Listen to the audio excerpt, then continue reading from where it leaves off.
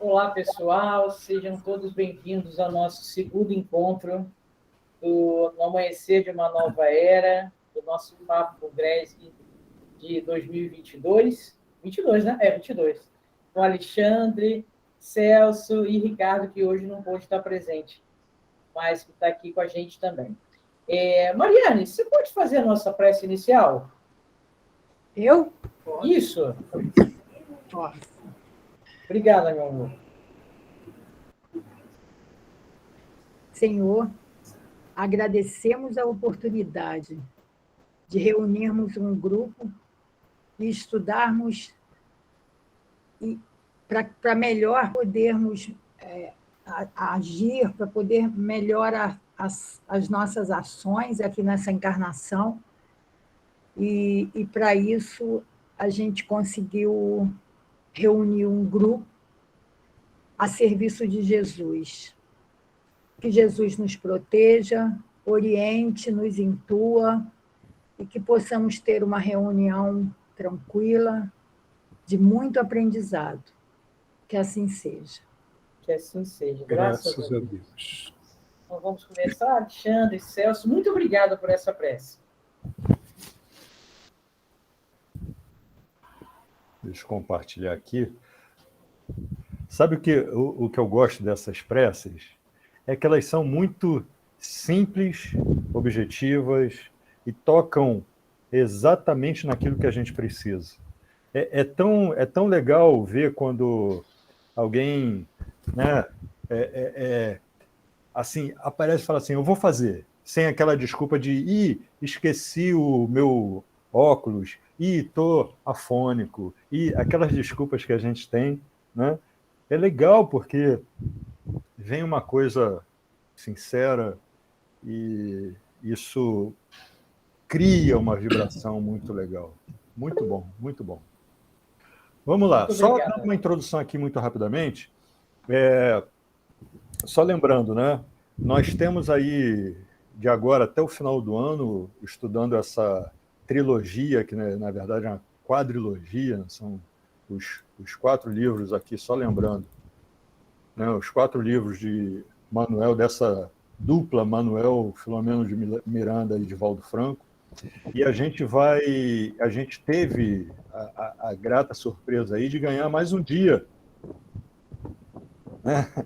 né, Simone? A gente ganhou mais um dia aí no estudo, o Perturbações Espirituais eram em 2 dias, a gente ganhou mais um dia aqui, então que bom, porque é um livro que vale a pena. Na verdade, os 3 primeiros livros, eles são muito semelhantes um com o outro, apresentando situações diferenciadas, que são sempre maravilhosas de reflexão.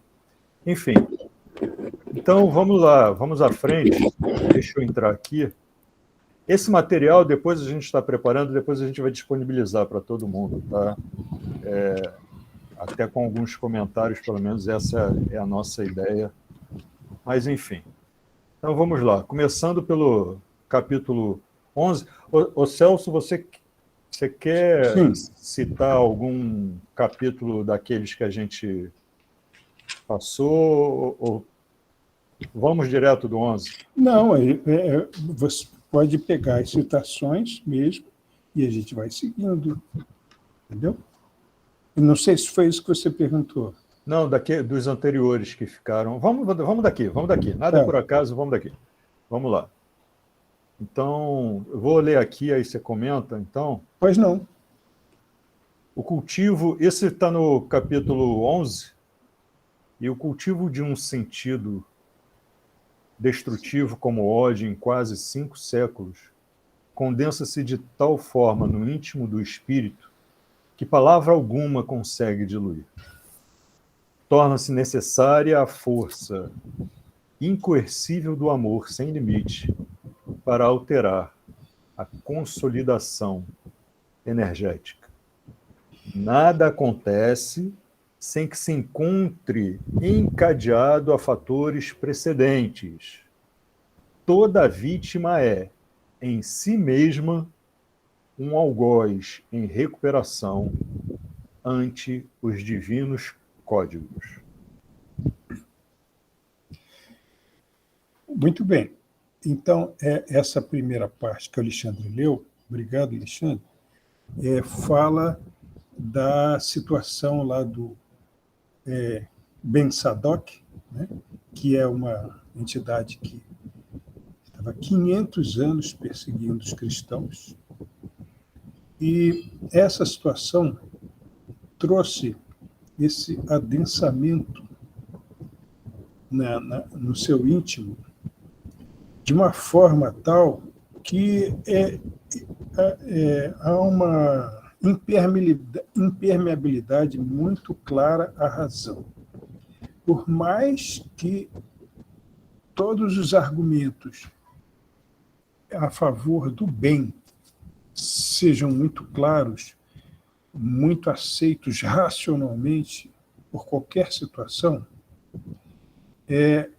fica muito difícil nesse espírito que está ali com aquela situação vivida durante tanto tempo, aceitar qualquer coisa. Então, foi feito vamos dizer assim, eles planejaram algo, né? Digo eles, quer dizer, São Francisco, Bezerra de Menezes, e todos esses espíritos que estão trabalhando nessa fase no planeta para a conversão desse que estava sendo o grande inimigo do movimento espírita, porque entenderam que o movimento espírita era a nova expressão do cristianismo na face do planeta. Então, ficou muito claro que existe um momento em que nada é possível sem, eu vou usar aqui uma expressão que pode parecer estranha, mas sem o choque do amor.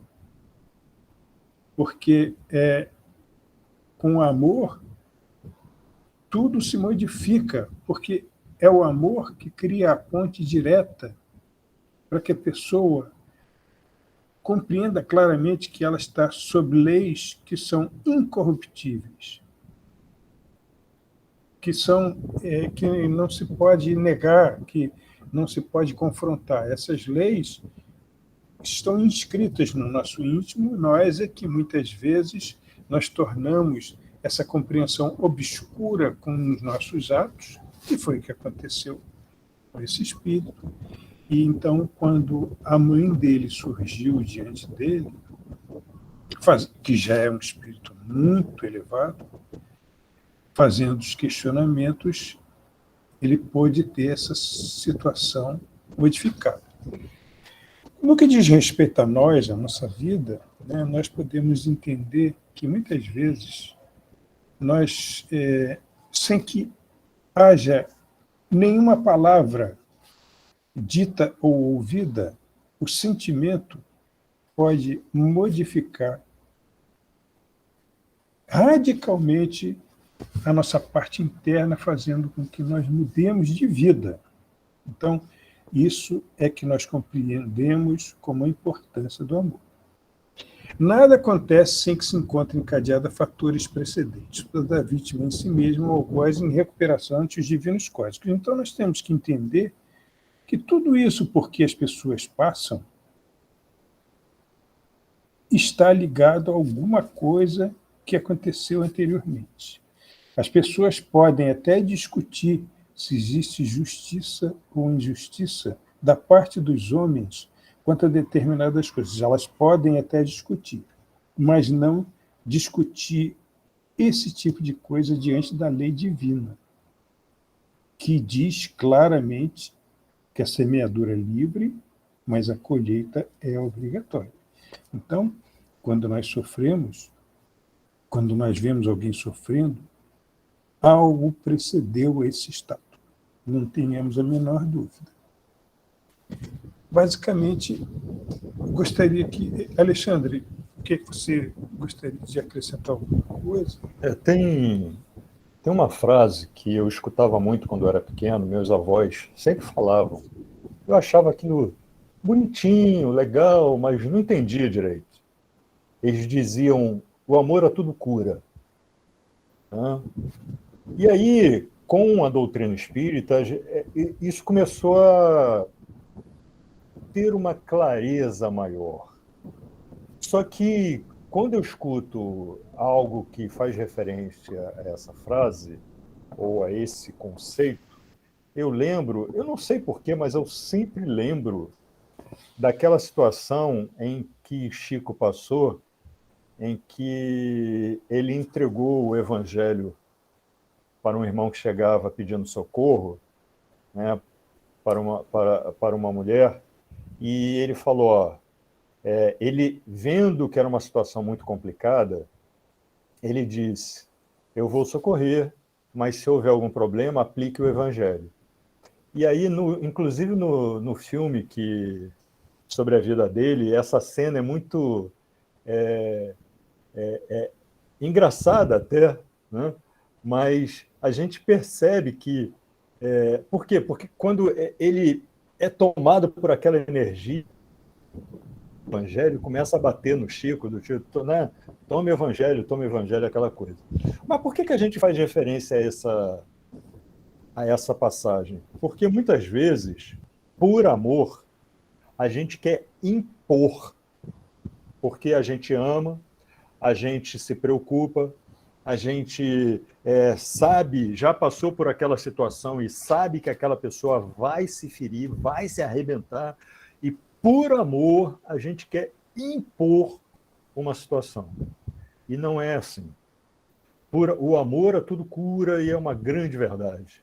Mas ele tem que ser ofertado de um lado e tem que ser recebido, tem que ser aceito do outro, né?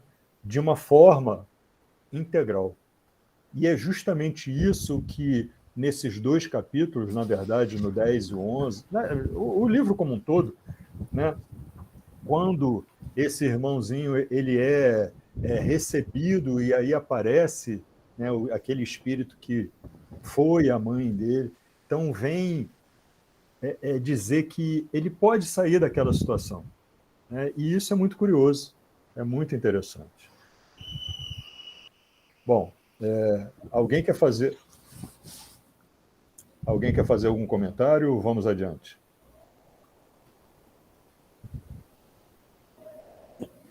Então, vamos lá.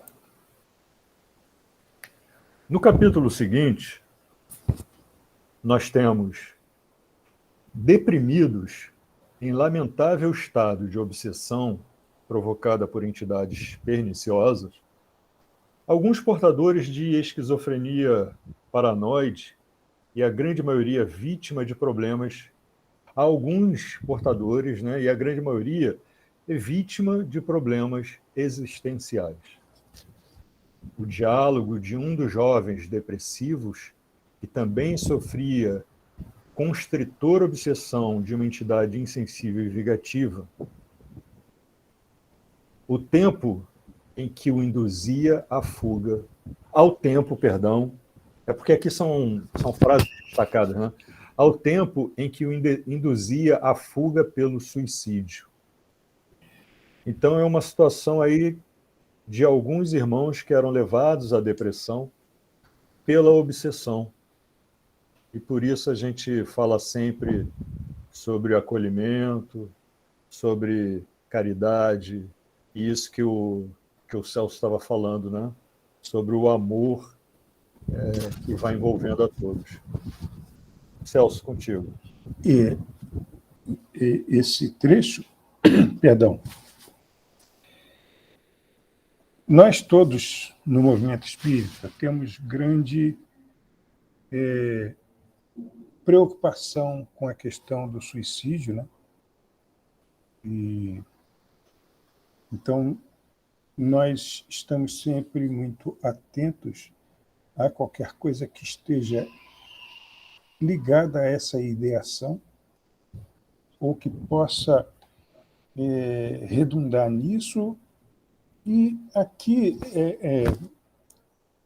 Manuel Filomeno de Miranda, através desses instrutores também, porque isso é atendimento no centro, depois da palestra, tem o passe, né? E eles fazem, vamos dizer assim, o raio-x desses pacientes, perdão, dessas pessoas que estão sendo atendidas e constatam claramente que a depressão é uma expressão que pode perfeitamente estar ligada a uma questão obsessiva, e nessa questão obsessiva, né, nessa constrição obsessiva, o que acontece? O espírito, ele relembra as culpas da pessoa, faz com que essa autoestima vá a zero, a pessoa sofra de um remorso muito grande e pense em se matar. Mas vejam aqui que ele fala que a grande maioria é vítima de problemas existenciais. Por quê? Porque o pano de fundo disso tudo é o materialismo. Quando fala em problemas existenciais, quando a pessoa é realmente espiritualista, quando ela sabe que a vida não acaba com esse desatar dos nós do corpo físico, ela pode perfeitamente ter esperança, apesar da influência obsessiva.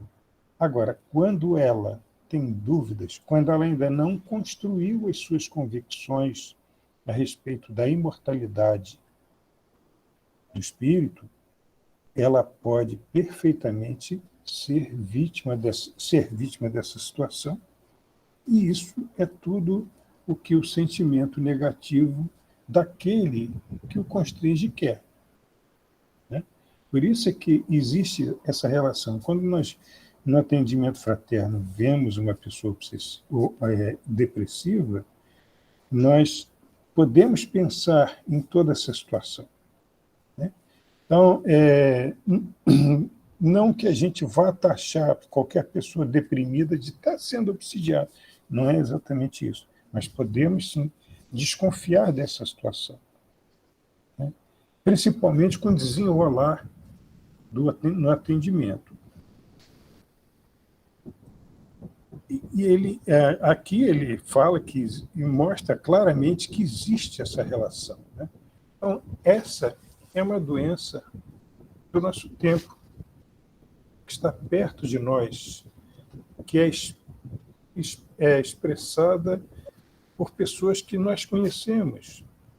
Então, mais uma vez aqui, a garantia é o atendimento, é o acolhimento, é o amor, é, sobretudo, o esclarecimento, porque quando a pessoa se esclarece, ela passa a ter recursos para lutar contra essas coisas todas. É interessante porque a gente discutir por causa disso. Eu estou sentindo que vocês estão muito calados, só eu e Alexandre estamos falando. Eu gostaria de falar. Cristina levantou a mão. Márcia Cristina levantou a mão. Eu já ia levantar a mão, porque... obrigada pela palavra. Eu tenho ficado muito preocupada com o que eu tenho visto hoje na juventude, né, e essa juventude tem contato com ela, porque eu sou professora, e o que eu vejo de alunos com depressão é uma coisa assustadora. Porque, assim, por mais que hoje a gente tenha uma certa facilidade de meios de comunicação, de acesso à informação, né? Hoje, se a gente for fazer um paralelo da nossa infância, da nossa juventude, para o que a gente vive hoje, eles são bombardeados o tempo todo com o que eles devem ser, com o que eles devem comer, com como eles devem agir. E, é claro, a gente nunca vai ser essas pessoas projetadas pelo Photoshop. Né? Nós somos cada um, nós temos um corpo, um jeito de pensar, um jeito de agir, mas mesmo assim, com essa influência toda, eu ainda fico muito preocupada com o que está acontecendo com a juventude. E por mais que eu entenda, né, e muito pouco até dessa questão da obsessão relacionada à depressão, as doenças mentais de uma forma geral, é muita gente com o mesmo problema.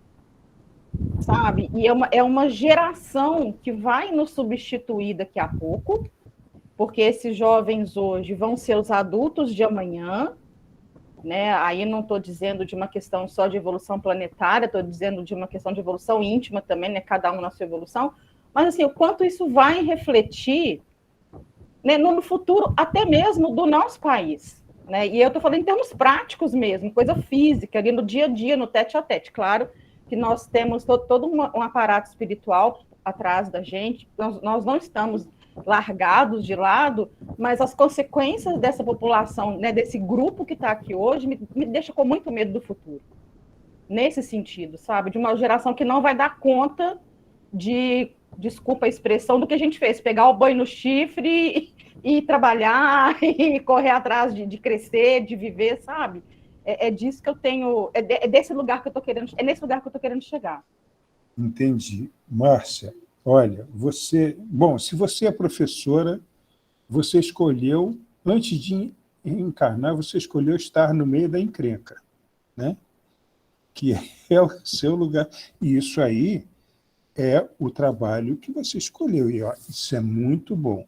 Mas a sua percepção e o desenvolvimento que você fez dessa situação, nós podemos escrever um livro a respeito disso, de como o jovem está vulnerável a respeito dessas situações. Porque o que acontece com o jovem?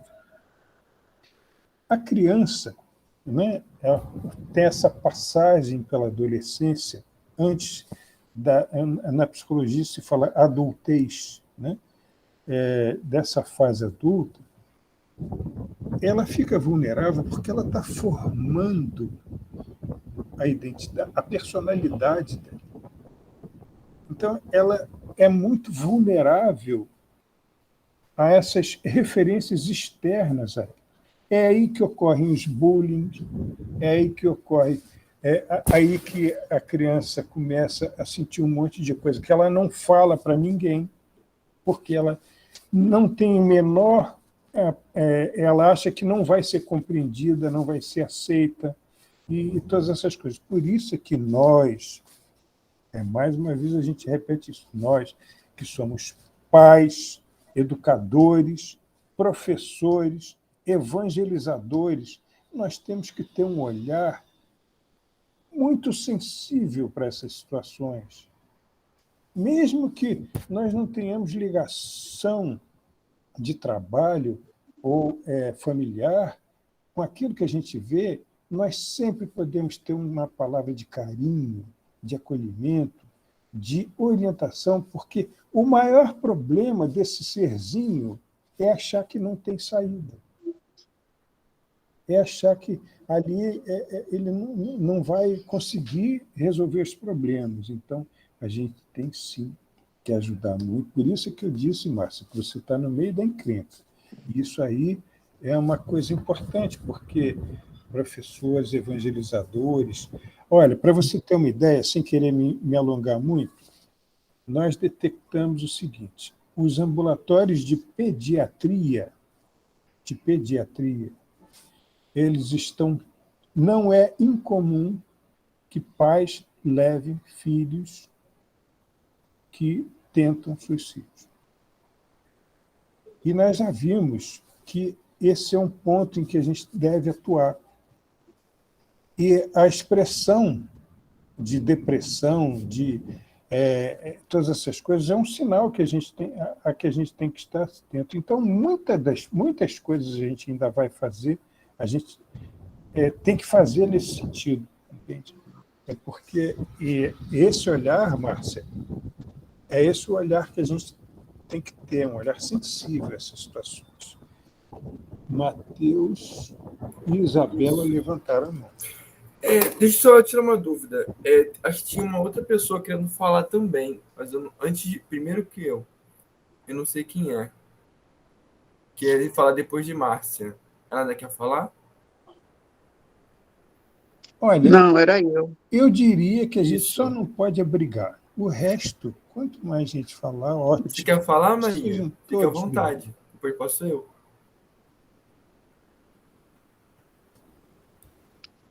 É o seguinte, Ah, tá. Sim. estava ouvindo a Márcia falando com muita propriedade e realmente é muito preocupante, principalmente nessa fase da adolescência, do jovem, da criança, enfim. E eu me pergunto, nós estamos há 2 anos, pode-se dizer, nessa Covid, né? Com esses problemas aí. E agora que a maioria das pessoas estão vacinadas, até as crianças já estão se vacinando, e a maioria dos centros continuam fechados, quando, ao meu ver, deveriam estar se equipando para atender não só os encarnados, como os desencarnados. Porque a gente não tem onde buscar. Onde é que está o acolhimento fraterno dos centros? Não funciona. Está tudo fechado. Eu não sei se as pessoas têm medo de morrer, porque morrer a gente vai morrer, né? Isso, como se diz, morrer não, para fazer a passagem. Mas a gente pode morrer de Covid, a gente pode morrer de um tom, a gente pode morrer de várias coisas. Então, eu acho que a gente tem que ter muito cuidado, sim, com isso, mas não se privar e nem privar as pessoas de buscar essa ajuda, de encontrar uma porta aberta para nesse momento difícil, que muitas pessoas estão ficando umas dentro de casa demais, outras com medo, e é um medo terrível. E os espíritas também, eu acho que estão todos com medo de morrer, porque os centros todos estão fechados. E eu acho que já era hora de estar fazendo um atendimento, se preparando para um atendimento adequado, com os cuidados necessários. Isso faz parte de uma grande discussão que talvez não caiba aqui nesse momento fazer, porque está ligado a muitas coisas. Nós, em rápidas palavras, temos feito o atendimento fraterno online, lá no SEAS. Agora, como eu disse, é uma grande discussão, que, aliás, a gente pode marcar para uma outra oportunidade, porque isso realmente, Marisa, é muito importante que a gente discuta mesmo. Sim. Ô, Celso, antes Sim. do Matheus falar, só para dizer o seguinte, esse tema vem ao encontro do que a gente estava falando dos jovens, né? Mas realmente, isso aí dá pano para manga, sem sombra de dúvida. Mas só para lembrar o seguinte, e eu só queria fazer essa observação, muitos dos centros não abrem porque os seus trabalhadores, na grande maioria, são idosos. E não tem renovação de jovens, o que é uma alegria no caso do GRESG, porque tem muitos jovens, né? A gente, por exemplo, né, Celso, que está aqui ajudando, né? Enfim, não, jovens como nós, né, Alice? Como nós. Então, com certeza. Então, o que acontece? Muitos desses centros, eles precisam se abrir, e isso não é só de centros pequenos, não, centros de todos os tipos, e perceber que o jovem, ele não se deprime apenas. O jovem tem uma força absurda, uma vontade de querer realizar. E é essa vontade que a gente tem que dar força, porque ao valorizar essa vontade de querer fazer, a gente cria barreiras justamente à obsessão que a gente está falando aqui no texto. Por quê? Porque a gente coloca em atividade toda essa energia jovial e que traz muita coisa de benefício para todos nós. Todos, absolutamente todos. Mas nós ainda somos uma sociedade muito velha no pensamento. A gente acha que só sabe quem já viveu muito. E se for assim, a verdadeira vida espiritual, quem garante que os jovens de hoje não são muito mais vividos do que nós que já temos mais tempo de existência, né? Então, só deixar esse pensamento aqui, mas isso é uma coisa que, assim, vale a pena, assim, num outro momento, mas é importante deixar claro que muito da obsessão que hoje acontece é por uma imposição sem necessidade que os mais experimentados, vamos dizer assim, impõem aos jovens, né? Impedindo que os jovens se expressem e busquem nas redes sociais uma vida que, na verdade, é uma ilusão. Né? Matheus, você que é um jovem extremamente ativo. Então, como o Celso falou que o centro dele também tem, nós também estamos atendendo de uma forma remota, fazendo atendimento fraterno. Temos até disponibilizado um link onde vocês podem fazer esse cadastro.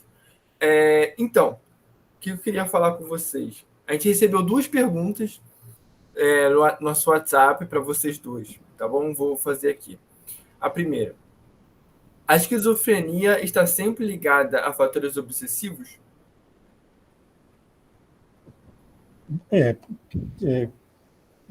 Eu respondo? Pode responder. Veja, Matheus, na verdade, não é que a esquizofrenia seja causada por fatores obsessivos. A esquizofrenia é uma patologia que expressa um desequilíbrio com uma causa muito forte anterior.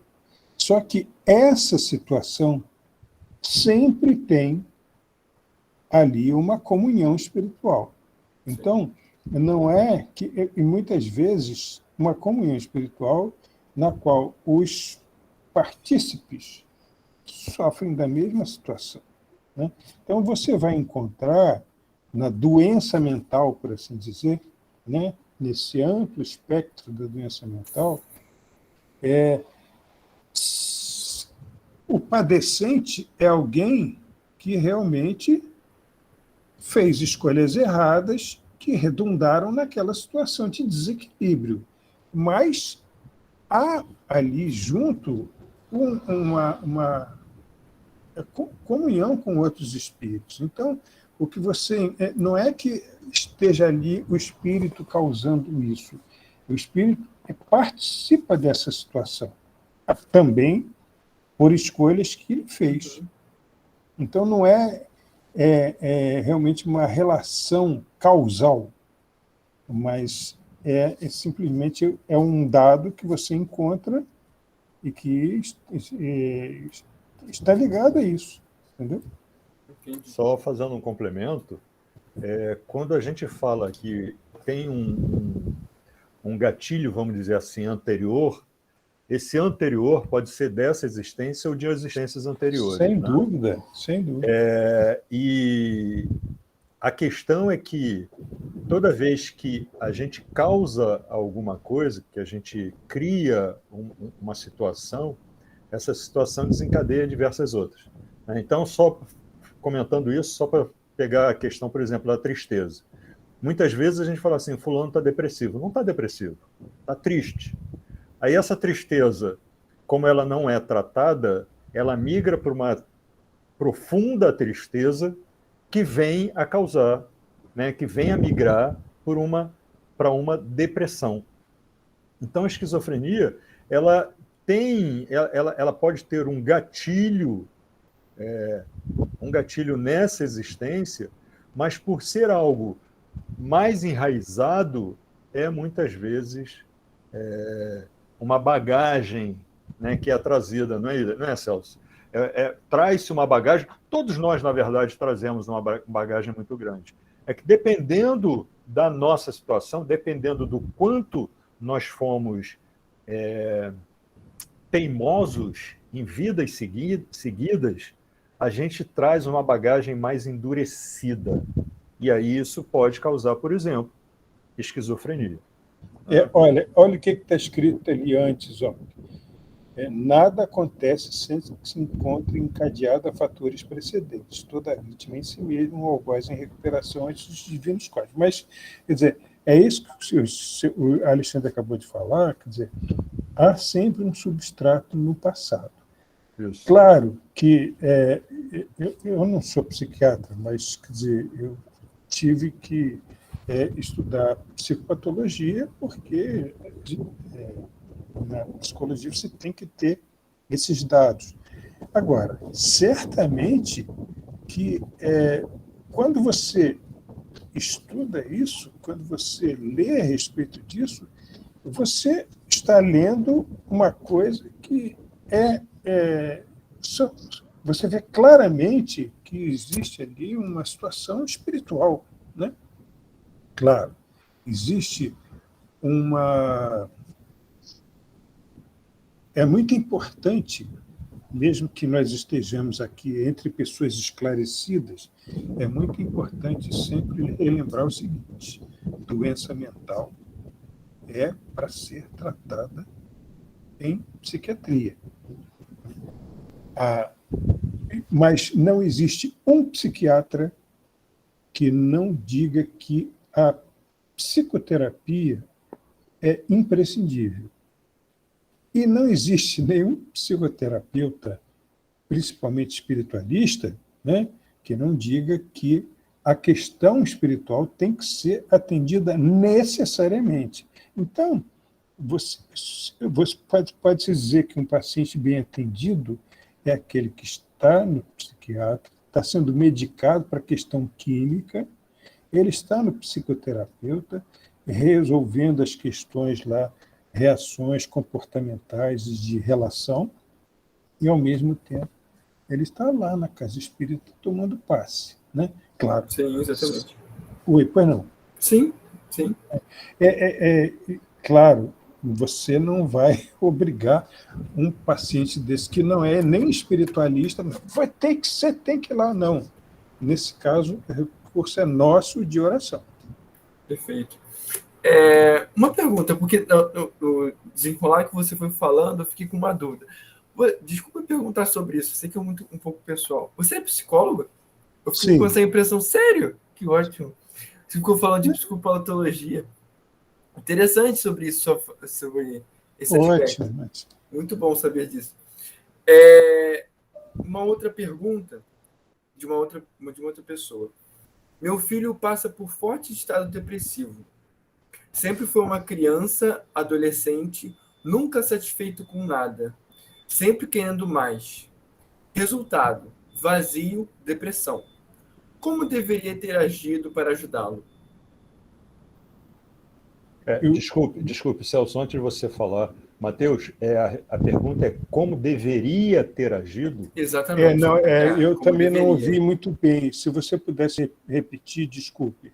A pergunta ou a pergunta. Tá. Como deveria ter agido para ajudá-lo? Em relação à depressão. Eu vou de novo. Meu filho passa por forte estado depressivo. Sempre foi uma criança adolescente, nunca satisfeito com nada, sempre querendo mais. Resultado: vazio, depressão. Como deveria ter agido para ajudá-lo? Celso, antes de você falar, eu posso fazer uma introdução e você complementa com teu conhecimento? É porque meu filho, ele tem depressão. E ele, às vezes, passa dias e dias agarrado à cama. Não sai do cantinho escuro dele. Ele, inclusive, em algumas situações, ele me culpa por situação, não pelo estado dele, mas por coisas que ele passou e vivenciou. Eu vou lhe dizer: amor, compreensão, acolhimento, respeito, sempre. Apesar de tudo isso, semana passada ele passou muito mal. A primeira coisa que ele fez foi pegar o telefone, me ligar e falar: pai, está ocupado? Pode me levar no hospital? Porque, pelo amor dedicado a ele, em todo esse tempo, por mais que ele me culpe de algumas coisas, e eu certamente errei nesse processo aí, ele vai fazer 28 anos agora em maio. Certamente eu cometi erros, eu reconheço.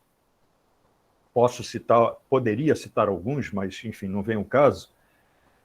Então, eu estou falando isso porque, e não sei quem fez a pergunta, mas me preocupa, de repente, aquela coisa assim de, poxa, eu fui culpado por não ter feito não pense nisso.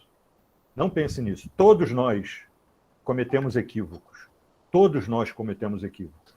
Todos nós acertamos, todos nós erramos, faz parte do nosso crescimento. O importante é, e isso é muito bacana dentro da doutrina espírita, o que eu resolvo hoje fazer. E o que eu resolvo a cada dia, desde que eu descobri que ele tem depressão, é amá-lo. De vez em quando eu chego lá, abraço ele e digo: filho, eu te amo, conta comigo. Às vezes ele é insensível ao que eu digo, e às vezes ele cai no choro e agradece. A questão é a escolha que eu faço, e a escolha que eu faço é amar o meu filho e estar ao lado dele.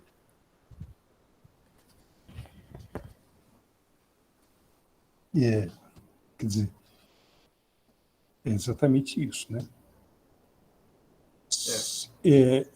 Agora, respondendo, Matheus, além disso tudo que o Alexandre falou, que realmente não existe terapia que supere o amor, não existe.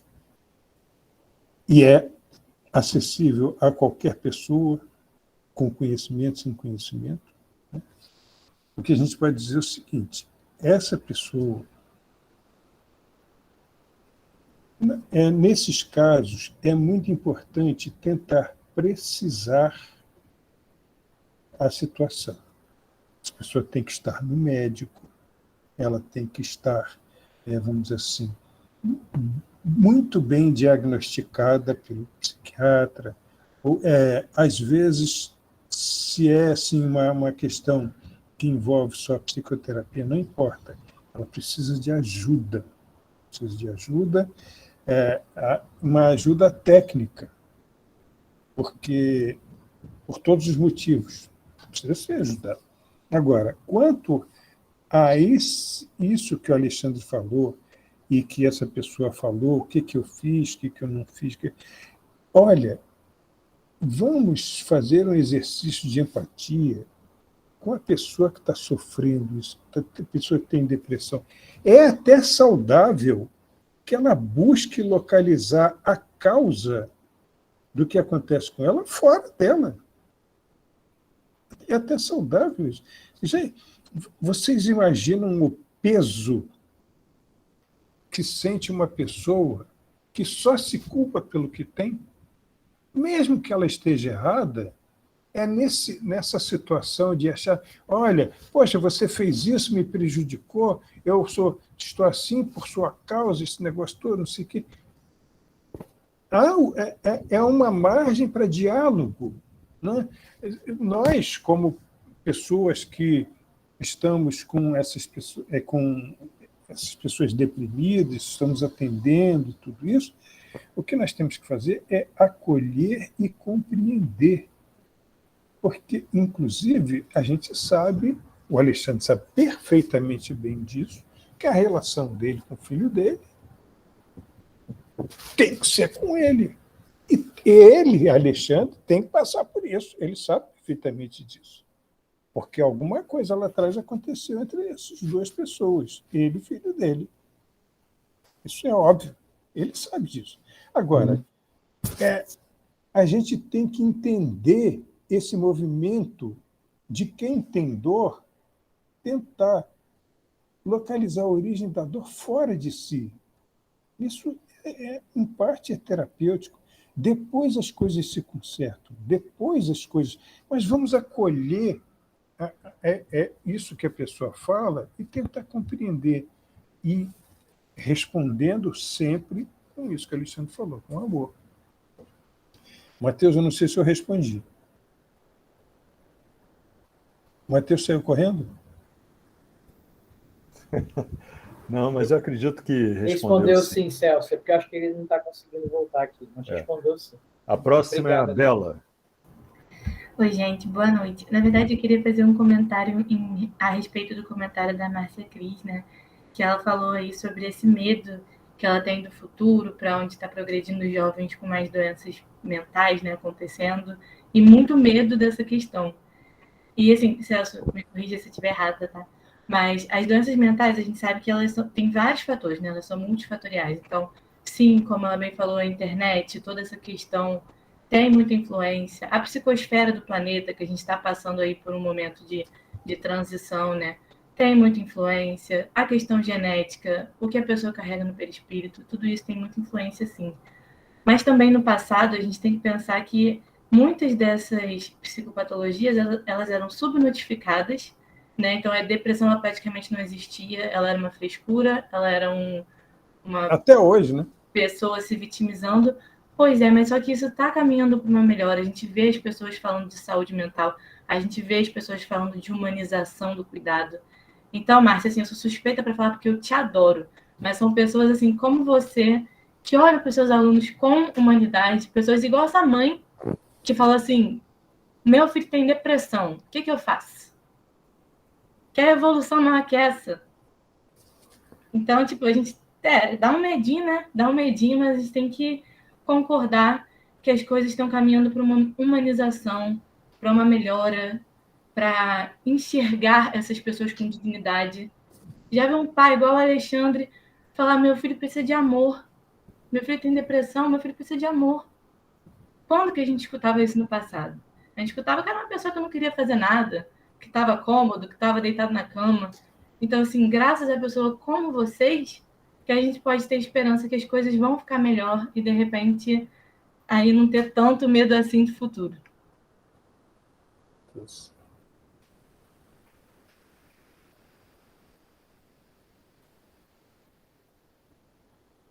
Mas alguém levantou a mão? Lúcia Helena.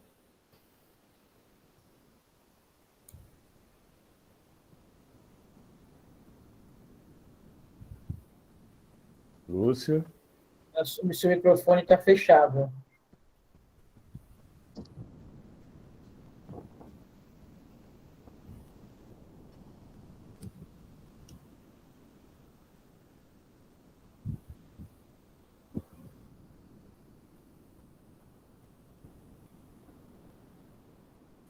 Acho que a Lúcia está ela tá com o microfone fechado? Sim, Lúcia, seu microfone está fechado. A gente não sabe se você está falando alguma coisa que eu não consigo ver aqui, mas seu microfone está fechado.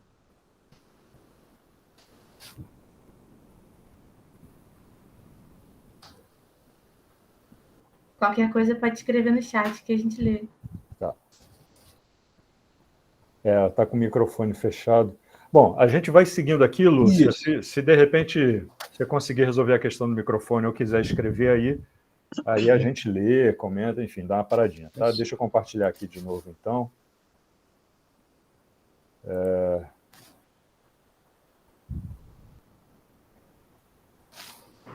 Posso falar? Pode falar. Na verdade, é uma pergunta. Eu vi aí que vocês estavam mencionando essas situações com pessoas, né, em estado depressivo. Né, o amor é sempre muito importante. Mas, assim, o amor também não deixa de ser uma forma de você ser firme, né? Até mesmo, como a nossa educadora aí comentou, né, que essa geração de hoje em dia, a gente não sabe onde vai parar, né? Eles estão muito perdidos. A situação, né, assim, eu posso até estar errada, algum educador me corrija. Essa situação de bullying. Estão ouvindo? Sim. Essa situação de bullying. Eu vejo isso de uma forma de se relativizar. Porque na nossa época, me corrijam, tá? Os educadores. Na nossa época, escola, né, a gente tinha apelido. Eu não sou tão mais velha assim, não, mas na minha época a gente tinha aquele apelidinho, até hoje mesmo, na minha família mesmo, a gente brincava um com o outro, e hoje em dia esses jovens estão muito melindrados. Entendeu? O melindre é muito grande. Situações de, né, física, né, agressão física no meio da escola. E muito nos preocupa dessa geração de hoje em dia. Porque tudo para eles é bullying. Eles não encaram nada. Tem uma palestra do Rossando Klinge que fala acerca de que a geração que usou a Havaiana, o prego, a geração que jogou água no shampoo, e que a geração de hoje em dia, a gente não vê a mesma coisa. Então, claro que o amor é a saída para todas as situações, sempre. É a mensagem do Cristo Consolador. Porém, no momento em que se coloca firme, né, que traz àquela criança a responsabilidade, não obstante ela estar em depressão, isso também é amor, né? Porque eu fui educada de forma que aprenda a ser forte, porque o mundo, me corrijam novamente, porque em casa você apanha para ser corrigido, apanha, entre aspas, né? Que hoje em dia a gente não pode falar isso. Não que eu acho que um bom castigo, um bom tapinha não resolva, corrijam-me de novo. Entendeu? Porque eu lembro que eu vi uma situação na minha família que um primo meu estava encarando a mãe, que hoje em dia é tudo para eles. Eu vou te denunciar, eu vou chamar a polícia para você. Minha prima foi muito sábia. Assim, sinceramente, eu achei. Ela virou para ele e falou assim: eu vou presa, mas você vai para o reformatório. Entendeu? Porque você não tem mais ninguém por você. Se eu for presa, você vai para um local e vai ser muito pior. Então, eu acho que essa situação de amor, de carinho, há de ser relativizada e os pais têm que ter firmeza, sim, porque também há um espírito milenar ali que se esconde, né? Que está ali com gente, a situação está muito forte. Então, eu acho que, hoje em dia, como fala o Rossando Klinge nessa palestra, eu não sei se vocês assistiram, ele fala que é muito interessante essa palestra, que ele vinha voltando do aeroporto com um amigo dele, que lutou muito, era um sertanejo, e hoje em dia os filhos tinham de tudo e os filhos faziam o que queriam. Entendeu? E ele se sentia na obrigação de mas papai ama mamãe. Entendeu? E eu acho que essa situação de amor, ela tem que... Existem situações em que o carinho, o beijo, o afago, sempre... Mas a firmeza também é uma demonstração de amor.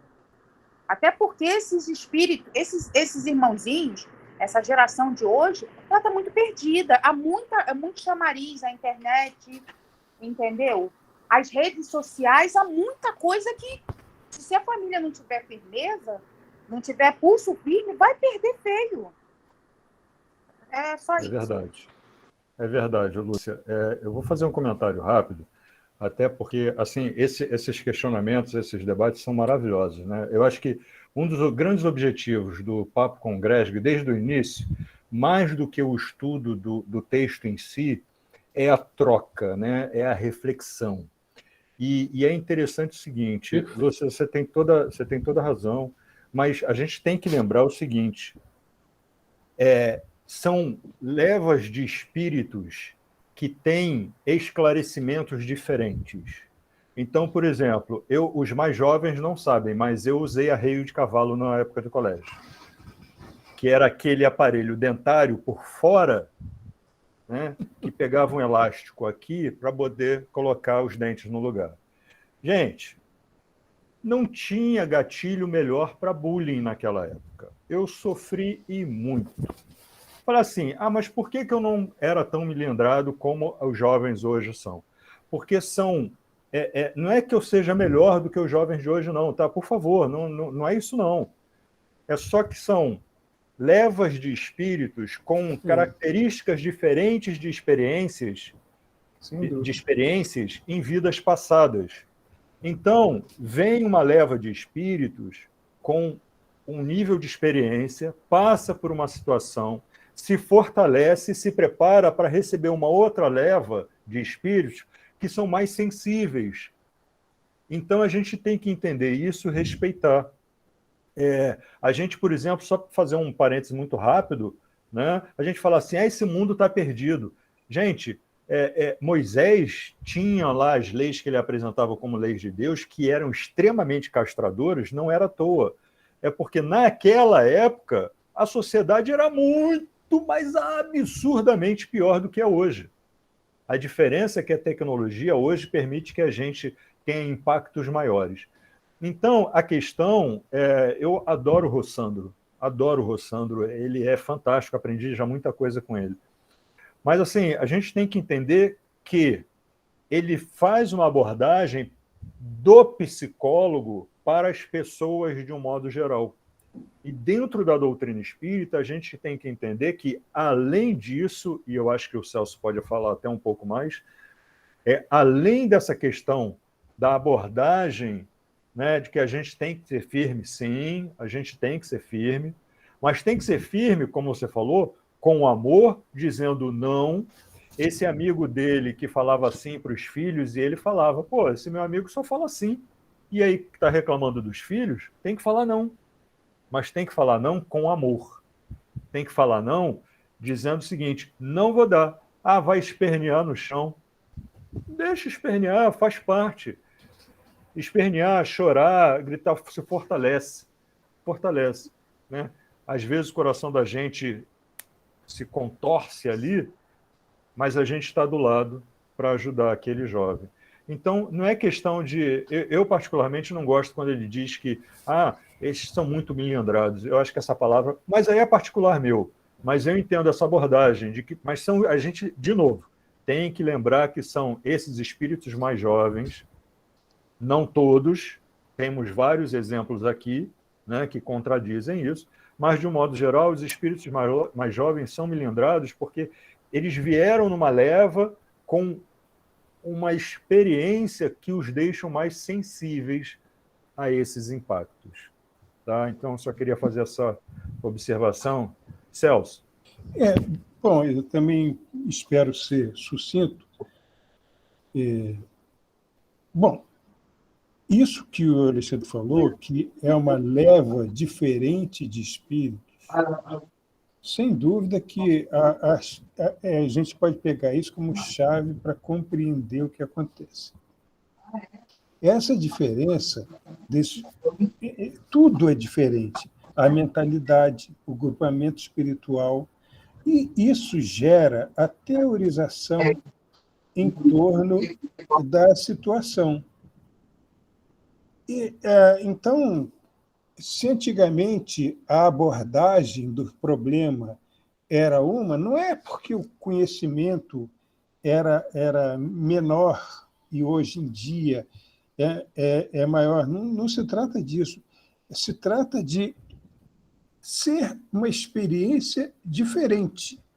Uma coisa muito importante da gente compreender é o seguinte: muitos pais de hoje em dia estão aprendendo a ser pais. São pais que eram filhos, quer dizer, dessas mesmas pessoas, muitas vezes, em existência anterior. Então, há essa troca de situações. E isso, o que a gente enxerga, a gente vê os jovens perdidos, mas antes dos jovens, a gente vê pais perdidos também, muitas vezes. Porque eles acham, o que está acontecendo hoje em dia? A mídia está tomando conta dos pais para determinadas coisas. Porque o jovem se entrega a essa situação e existe, eu gosto muito de falar isso, existe uma perversa relação entre a mídia e a cultura nos nossos tempos, de tal forma que o jovem fica muito vulnerável a essa perversão. Então,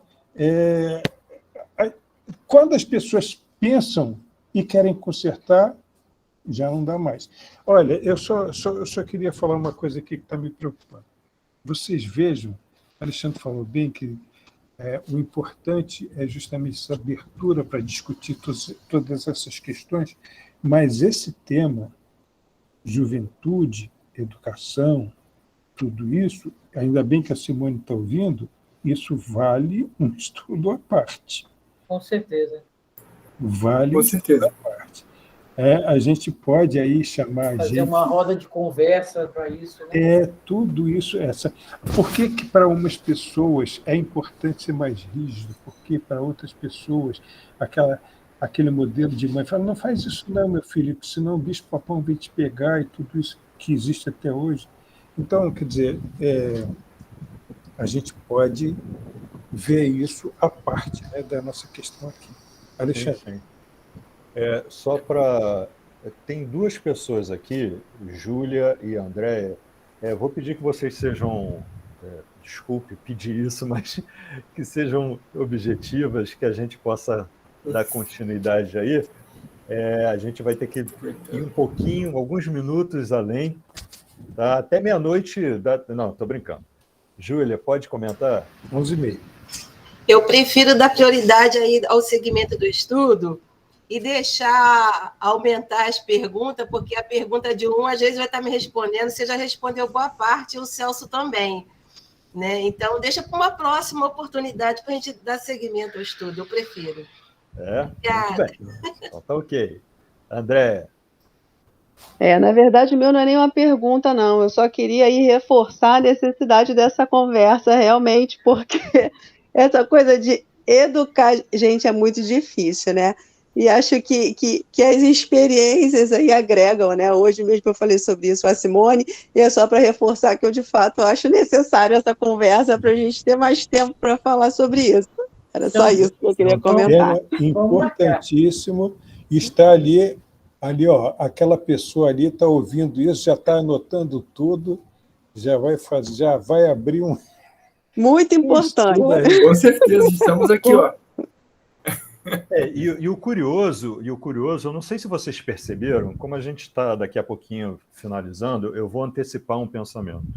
Tudo isso que a gente está falando tem a ver com o tema do um dos cenários, e na verdade o principal cenário trazido nesse livro. Por quê? Porque é o tempo, quando ele fala lá, né, umas citações atrás, dos 500 anos que vem, enfim, o que vai dar um fim a esses 500 anos de raiva, de ataque, de perseguição, é o tratamento do amor. E, de certa forma, é o que a gente está falando. É o amor ao próximo, é a preocupação na educação, é dizer o sim e dizer o não com amor e com respeito. Então, essa abordagem que a gente está falando aqui que tem tudo a ver com o que a gente está falando no livro. Né? Porque é através do amor que a gente vai acabar com todos esses problemas de conflito. Enfim, Celso, você, assim, de repente quer ir para algum capítulo específico? Olha, eu só queria ler essa citação aqui, porque o que acontece? É muito importante a gente falar disso. Só vou ler e comentar aqui para a gente pensar a respeito disso. Curiosamente, acompanhei um grupo de atendentes desencarnados que se encarregavam das visitas àqueles que solicitavam ajuda por intermédio de correspondências ou por solicitação de terceiros. Ele está descrevendo um grupo que está se iniciando num tipo de trabalho assessorado por quem é mais experiente nesse sentido. Então, nós temos que entender a importância dos nossos livros de irradiação, de desobsessão, e essas anotações que a gente faz. Isso é muito sério, porque os pedidos que nós fazemos para a espiritualidade a respeito de pessoas que estão doentes, estão desesperadas, estão precisando de esperança, tudo isso é atendido pela espiritualidade. Então, nós precisamos levar isso muito a sério e sistematizar esse tipo de conduta da nossa parte, encarnados, para facilitar o trabalho desses espíritos. Eu achei muito importante falar disso. Bom, agora você falou para... E aqui eu destacaria esse final, em total ouvido das lições do Evangelho muito bem difundidas e pouco vivenciadas.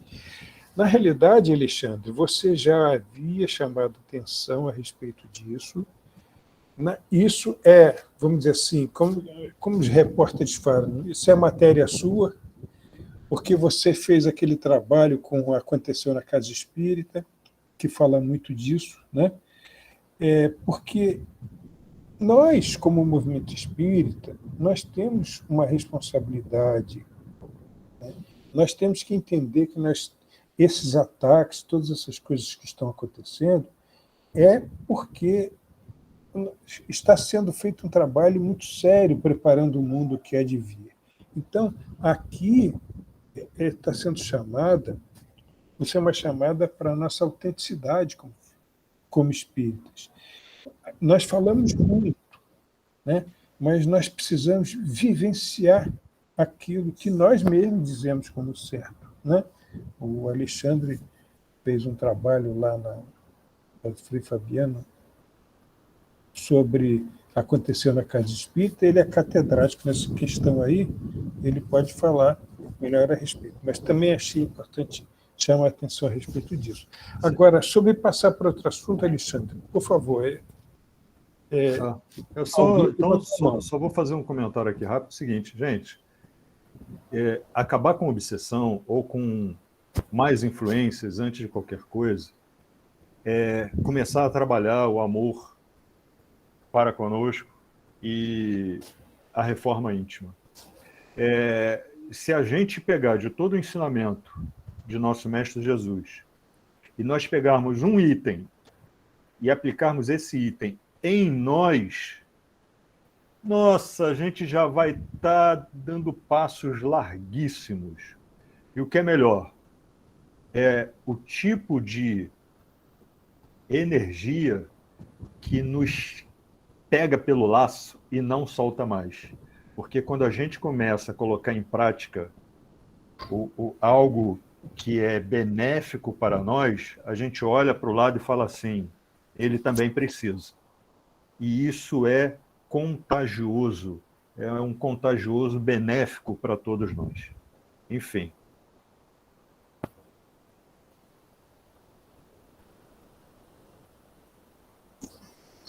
Isso. Diga. Isso aí também era uma coisa. Tudo é importante, né? Mas eu estou preocupado com o tempo, realmente. Tem ali uma pessoa que levantou a mão. Eu não vi. Quem foi que levantou a mão? Lucelena Cardoso. Não, foi erro. Não levantei, não, perdão, cliquei errado. Tá. Então vamos lá. Bom, aqui fala a respeito da imigração muçulmana, né? É importante a gente observar que a espiritualidade está atenta a isso, porque eles dizem que se tudo fosse deixado de maneira a que se multiplicasse essas coisas, isso ia, vamos dizer assim, impedir que todas essas coisas importantes que o cristianismo trouxe para a ascensão do nosso planeta seriam obnubiladas, seriam obscurecidas, né? Então, isso parece um desrespeito ao livre-arbítrio, mas não é, não. Isso é a direção do planeta que determina que assim seja feito. Porque qual é o problema aí? O problema é ligar Estado e religião. Não tem que acontecer. Jesus, lá atrás, ele já falava muito claramente isso. A Deus o que é de Deus, a César o que é de César. Não se misturam essas coisas. Então, eu vejo aí pessoas discutindo sobre política. Não, todo mundo discute o que quer, tem todo o direito, mas existem coisas que não se misturam, porque os objetivos são completamente diferentes, né? Aqui fala a respeito da chegada... Inclusive, Celso... Sim, pois não. Só um comentário rápido. Inclusive, assim, quando a gente fala que não se mistura Estado e religião, não quer dizer que os dois não possam estar ligados. Eles não devem estar misturados. Ou melhor, através da religiosidade, mais importante do que a religião, eu me formo alguém moralmente melhor. né? E ao me formar alguém moralmente melhor, eu posso servir ao Estado de uma forma melhor. Então, as duas coisas elas não são misturadas, não é, Celso? Elas não devem ser misturadas, mas uma interfere na outra, sem dúvida. Sem dúvida. Boa observação, Alexandre, pelo seguinte, porque, na realidade, o ser religioso e o ser político podem estar na mesma pessoa. O que não pode é uma coisa obstar a outra, quer dizer, porque senão, como dirigir, né? O senso moral vem das leis, é a interpretação das leis de Deus. Se corta isso por uma questão de discussão política ou de credo político, ou se é de direita, ou se é de esquerda, ou se é isso, ou se é aquilo, se mistura essas coisas todas, então isso dilui a importância do senso moral. Outro dia, na faculdade, uma vez eu estava discutindo com um colega, e ele disse assim, a moral é uma coisa que é determinada pela cultura. A moral está inserida na cultura. Ele lá leu a teoria que fala a respeito disso, mas não dá para discutir as coisas assim, né? Nós sabemos que o senso moral é o que há de mais importante a ser desenvolvido, porque é isso que nos ensina a interpretar as leis de Deus, as leis incorruptíveis sobre as quais nós vivemos. E quando essas coisas são misturadas com política, fica muito difícil, né? Vamos lá, temos tempo para mais uma. Aqui ele fala a respeito dos espíritos de Alcione que aparecem. Eu só observaria aqui o seguinte: oferecendo-vos para contribuir com o vosso sacrifício em favor da sua ascensão na escala da nossa da Terra, na escala evolutiva dos mundos. Então, esses espíritos de Alcione, eles se condoeram da nossa situação e eles é que se ofereceram para fazer o sacrifício, para mudar o padrão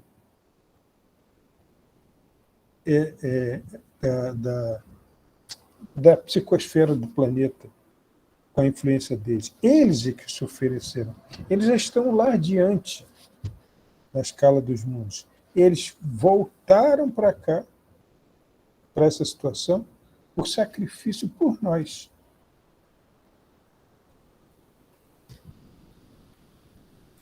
É isso, Alexandre. Maravilha. Simone, é você que está no comando. Paramos ou continuamos? Não, vamos continuar, vamos continuar. Continua mais um pouquinho? Vamos continuar mais um pouquinho para seguir. É tão bom.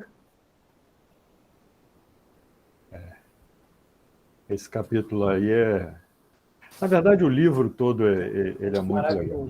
Manuel Filomeno de Miranda é uma fonte inesgotável. Eu sou fã de carteirinha dele. Olha, a minha carteirinha é mais amarela que a sua. Tá certo, tá certo. Então, vamos lá. Eu vou ler aqui, Celso. E aí, pois não. A herança que se transfere para gerações novas, olha o que a gente estava, inclusive, falando. É parte do que a gente estava falando. Que ora habita um planeta diz mais respeito à ganância, ao prazer dos sentidos físicos, à conquista de espaço de qualquer maneira, dando lugar à violência e à desordem. Que tem um pouco, faz uma referência a um pouco do que a gente estava falando, porque diz respeito à cultura que a gente vai passando de geração a geração, muitas vezes olhando o físico. Os indivíduos parecem anestesiados em relação aos tesouros da alma, com as exceções compreensíveis. E mesmo entre alguns daqueles que abraçam a revelação espírita, os conflitos de várias ordens de... Acho que aqui é de variada ordem, de várias ordens, vale a ordem mesmo. Permanece na condição de mecanismos de defesa contra a abnegação e a entrega total ao Messias de Nazaré. Isso aí ele fala claramente da falta de fé. As pessoas, elas estão tão influenciadas pelo reflexo das coisas cotidianas, do imediatismo, da superficialidade, que quando alguém fala em sacrifício, quando alguém fala em compreender melhor o sofrimento e todas essas coisas, então há as pessoas ficam refratárias a esse tipo de percepção justamente por causa disso aí. Então não há essa entrega, essa abnegação. Vamos pensar nos cristãos dos primeiros tempos que se entregavam às feras, porque eles tinham uma ligação direta com o alto. Eles se entregavam diretamente. Não estou dizendo que ninguém tenha que entrar na jaula do leão hoje em dia, não se trata disso de forma alguma, mas é importante compreender o estado que nós vivemos e aquilo que a vida pretende de nós, porque quando nós pensamos em nos ligar à espiritualidade, isso fala, sim, de abnegação, fala de sacrifício, fala de esforço, fala de estoicismo, fala de resiliência, fala de todas essas coisas. E as pessoas são refratárias a isso. Muitas vezes são refratárias, porque elas querem ter sucesso na questão mundana, na questão imediatista, na questão que elas estão vivendo ali. E, pasmem, mesmo entre espíritas que não compreendem determinadas coisas. Está certo, se a pessoa ela se diz espírita, ela vai ao centro, assiste palestra, toma passe, ótimo, muito melhor isso do que se ela não estivesse fazendo isso. Mas ela precisa interiorizar, ela precisa de cristianismo verdadeiro dentro dela. E ela precisa compreender que muitas vezes falta isso.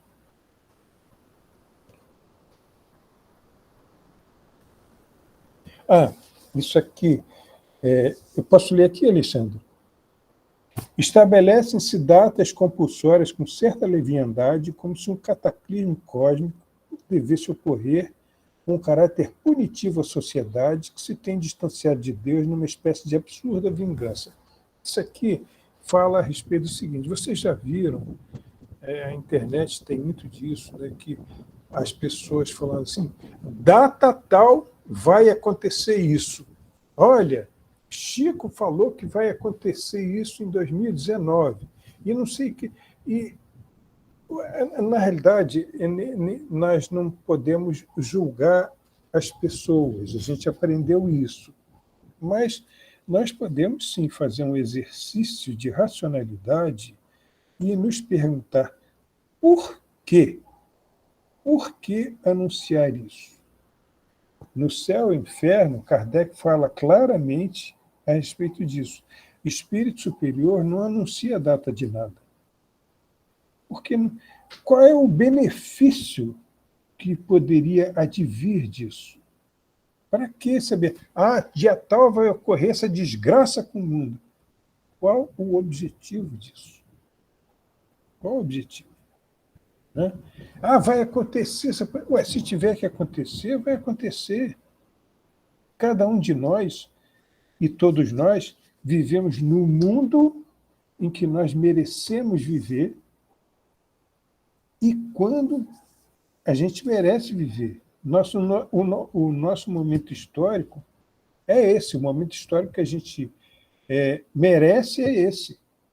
O que importa é o que cada um de nós está fazendo para melhorar esse mundo. Não é ficar dando ouvidos para determinadas coisas que acontecem, previsão disso, previsão daquilo. Né? Kardec fala tanto disso, fala de não havia sentido em ficar falando a respeito de previsões, essas coisas todas, né? É isso.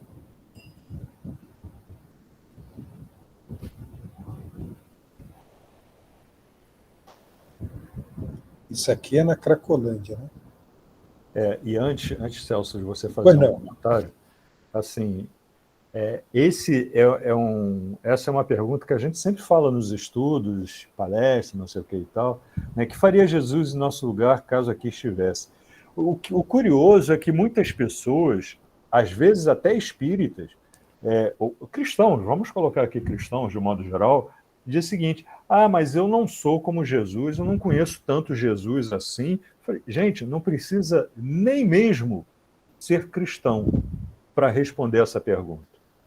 Porque é o tipo de conhecimento que está tão enraizado na gente que, se a gente parar com sinceridade para se fazer essa pergunta, a gente consegue responder, mesmo que de uma forma limitada. Que Jesus faria em nosso lugar caso aqui estivesse? Seja qual for a situação. O ensinamento de nosso mestre está tão enraizado na gente, né? E como diz, está lá registrado na nossa consciência, né? As leis de Deus estão registradas lá na nossa consciência, lá no nosso íntimo. Então, isso está tão ali, está tão verdadeiro ali, que se a gente, de forma sincera, para elevar o pensamento, fizer uma reflexão sincera, a gente consegue responder essa pergunta. Perfeito. Então, a gente sabe que é justamente o desenvolvimento do senso moral que faz descobrir essa consciência que já está inscrita dentro de nós, como estamos falando, né? Agora, é trabalho nosso fazer isso. Ninguém pode fazer isso por nós. Cada um de nós que tem que ter essa atitude filosófica de buscar se aprofundar nas coisas para tentar responder a determinadas questões, né? Ele pergunta: que faria Jesus em nosso lugar, caso aqui estivesse, e como nos enviou em seu lugar, deveremos realizar quanto nos seja possível, bem próximo da sua sublimação. Então está muito claro para nós o seguinte: Jesus é modelo, mas Deus não pede perfeição a nós. Deus pede um empenho. Nós temos um modelo. Então, tanto está lá na pergunta 132 do Livro dos Espíritos. Deus nos impõe a encarnação para nos fazer chegar à perfeição. Ninguém disse que nós temos obrigação de ser perfeitos. O que importa é o empenho em fazer o melhor possível. E é isso que esse Espírito responde humildemente aqui. Nós vamos, se ele nos enviou no lugar dele, nós vamos fazer o nosso melhor. Por quê? Porque é tentando fazer o nosso melhor que nós estaremos nos desenvolvendo, estaremos aprendendo, estaremos enfrentando essas situações, porque esses irmãos precisam que nós façamos isso. E adiante aqui na questão da Cracolândia, ele descreve a prece que o doutor Bezerra, o nosso doutor Bezerra, que é sempre um espírito que nos emociona, porque é um espírito que prometeu fazer tudo enquanto o último brasileiro tivesse dependendo de alguma coisa, ele estaria entre nós.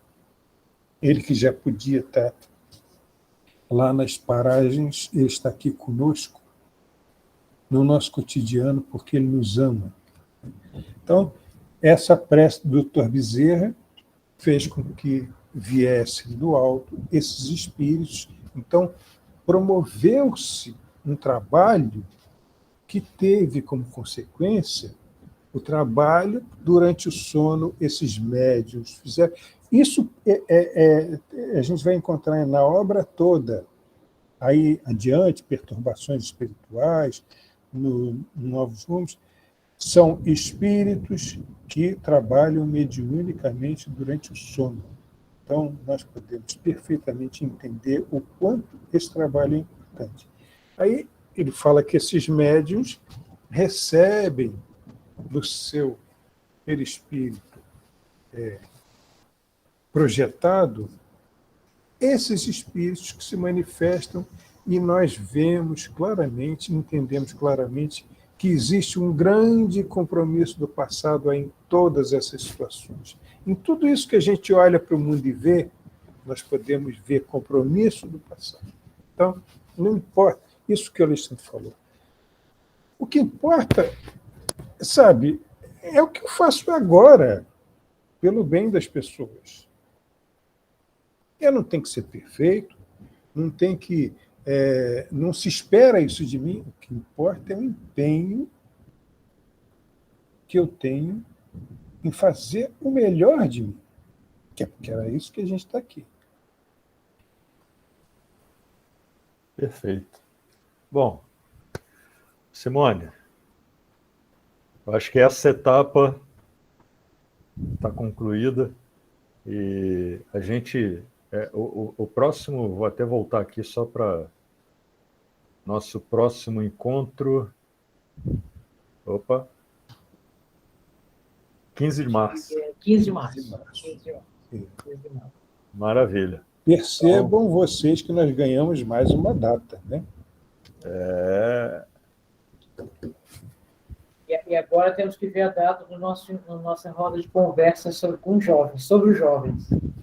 Nós podemos conversar sobre isso. Precisamos discutir isso. Temos que discutir. Mais uma vez, Celso, Alexandre, obrigada. Vamos então agora...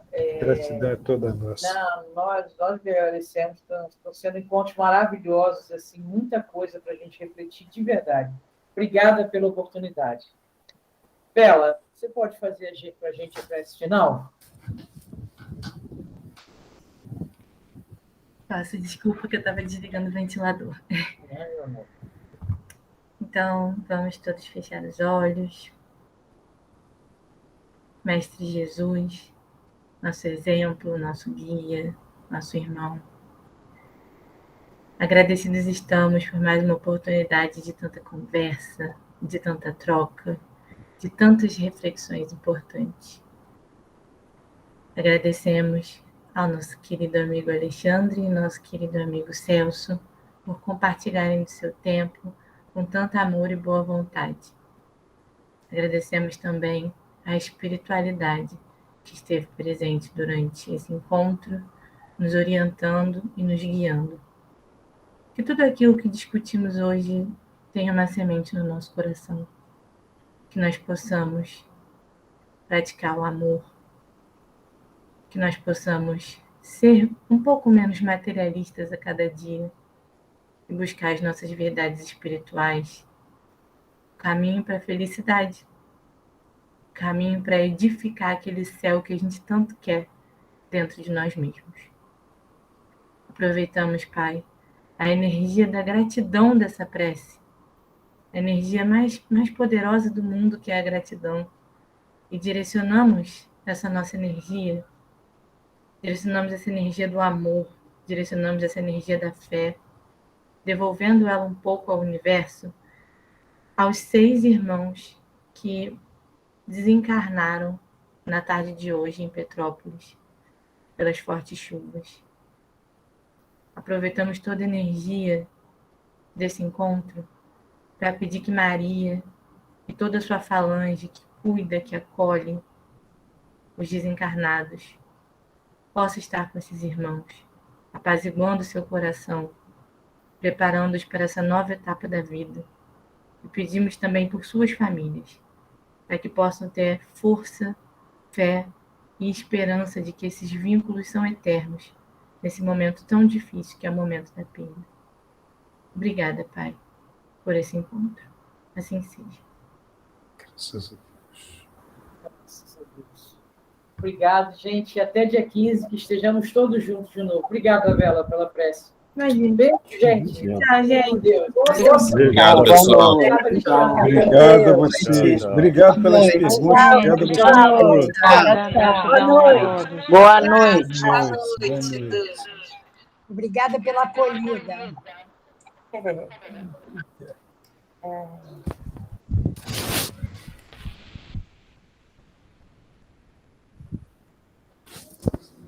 Celso Alexandre, que encontro maravilhoso. Que coisa maravilhosa.